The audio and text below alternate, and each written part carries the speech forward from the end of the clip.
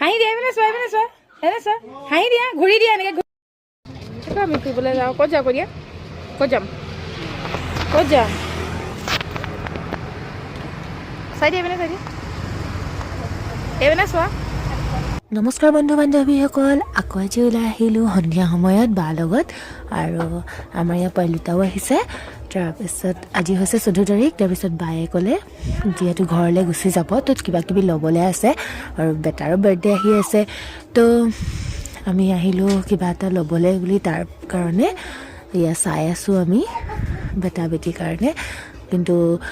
বেটিৰ কাৰণে লোৱা নহ'ল বাৰু বেটাৰ কাৰণেই শ্বপিং কৰিবলৈ অহা নিচিনা হৈছে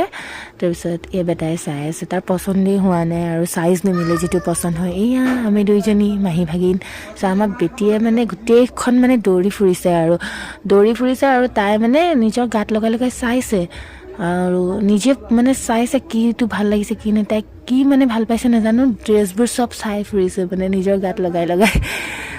ছোৱালী মানুহ হয় ন মানে কয় ন যে ছোৱালী মানে কাপোৰ দেখিলে পগলা হৈ যায় তো সৰুৰ পৰাই সেইটো অভ্যাস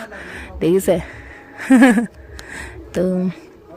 এয়া তাইৰ লগত মই ঘূৰি ফুৰিছোঁ আৰু বায়ে সেইপিনে বেটাক লৈ মেলি তাক কাপোৰ দেখাই আছে তাৰপিছত মই লৈ মেলি থৈ দিছোঁ তাই আকৌ এযোৰ লৈ আকৌ মই থওঁ সেয়াই হৈছে আৰু তাৰপিছত এইপিনে আকৌ বেটাৰ ওচৰত আহিলোঁ এয়া আমাৰ পোৱালিটা দেই এইটো আমাৰ বেটা আৰু এইজনী বেটি তো সকলোৱে জানেই মোৰ বেছিভাগ ফেমিলি মেম্বাৰেই আছে বাৰু তো চবেই জানে মোৰ ডাঙৰ পাৰ ল'ৰা আৰু ছোৱালী হৈ